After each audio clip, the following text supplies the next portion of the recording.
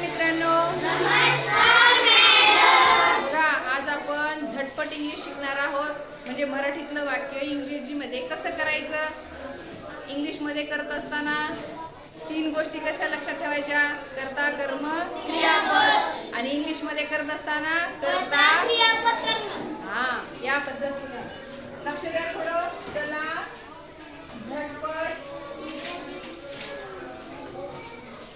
झटपट इंग्रजी शिकूया. चला लवकर लवकर शिकायचं आपल्याला. ओके, बघा आपल्याला वेळ न घालवता लवकर लवकर शिकायचंय. मराठीतलं वाक्य इंग्रजीमध्ये करताना 1, 3, 2 कर्ता, क्रियापद, कर्म. वाक्य आहे मी त्याला बोलावले. लिहून घ्यायची घाई करू नका. मी त्याला बोलावले. कोणत्या काळातलं वाक्य आहे. कोणत्या काळातलं वाक्य आहे.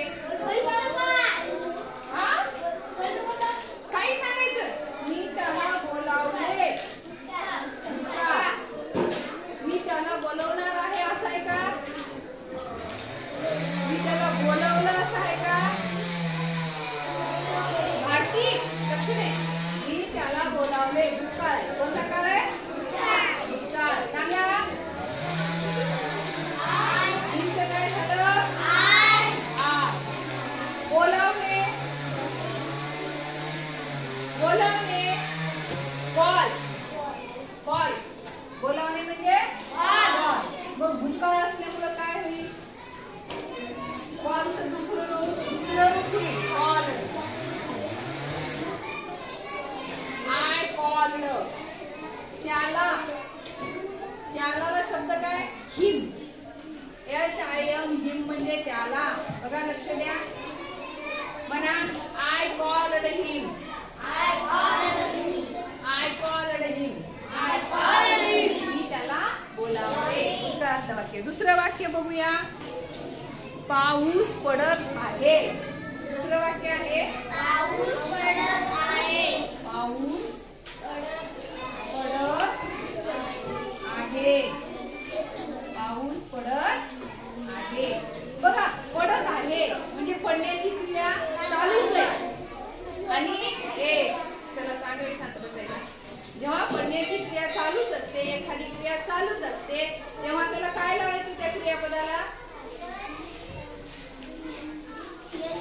ING. बरोबर. काय लावायचं. ING लावायचं. बरोबर आहे. चालू. चालूच आहे क्रिया. मी जेवत आहे. जेवण्याची क्रिया चालूच आहे. मी वाचत आहे. वाचण्याची क्रिया चालूच आहे. मी वाचत आहे. I am reading. माझी क्रिया चालूच आहे. तसं पाऊस पडत आहे. काय होईल. इट्स. आता इथं तुम्ही मी म्हणाल का. आय एम घ्याल का. तुम्ही पाऊस आहेत का. नाही. पाऊस. इट्स. तो पाऊस आहे म्हणून काय इथं इट्स. पडण्याची क्रिया चालू आहे. चालू आहे म्हणजे काय म्हणायचं. रेनिंग. RAIN. रेन म्हणजे पाऊस आणि रेनिंग म्हणजे पाऊस पडणे. RAIN. हा झाला रेन म्हणजे पाऊस आणि रेनिंग म्हणजे काय लावलं आपण. काय लावलं ING. कारण इथे क्रिया चालू आहे म्हणून. It's raining. It's raining. आलं लक्षात. पुढचं वाक्य बघा. तिसरं वाक्य आहे मी दूध पितो. मी दूध पितो. कोण सांगते. साधा वर्तमान काळ आहे. मी दूध पितो. मी दूध पीत आहे असं आहे का वाक्य. नाही. अमर लक्ष दे जरा. थोडं लक्ष दे म्हणजे जरा डोक्यात बसेल. मी दूध पितो. सांगा.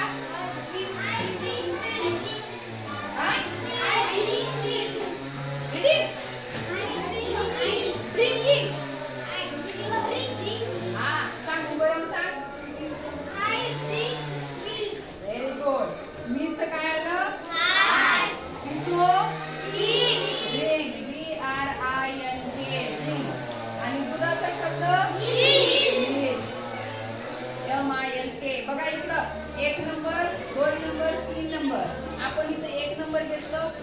नंबर इथे घेतलं आणि 2 नंबर शेवटी, म्हणजे 1 3 2 या पद्धतीनं.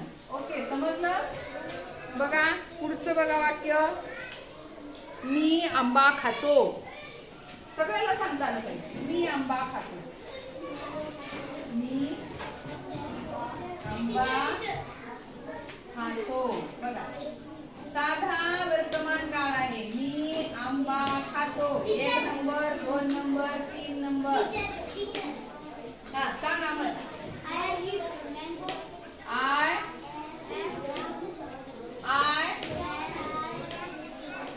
एम कशाला येईल? इथं खाण्याची क्रिया चालू आहे का? हा श्रीकांत सांग. Very good. आय ईट. म्हणून तुला म्हटलं अमन लक्ष दे, लक्ष दे, लक्ष द्या. I eat a mango. I eat a mango. बघा मी आंबा खात आहे. एक शेवटचं वाक्य बघू. नंदूची वाट पहा. सोपं वाक्य आहे. इथं लिहित्या खाली दिसणार नाही. नंदूची वाट पहा. नंदूची वाट पहा. आता वाट पाहणे. वाट पाहण्याला काय शब्द आहे? वेट.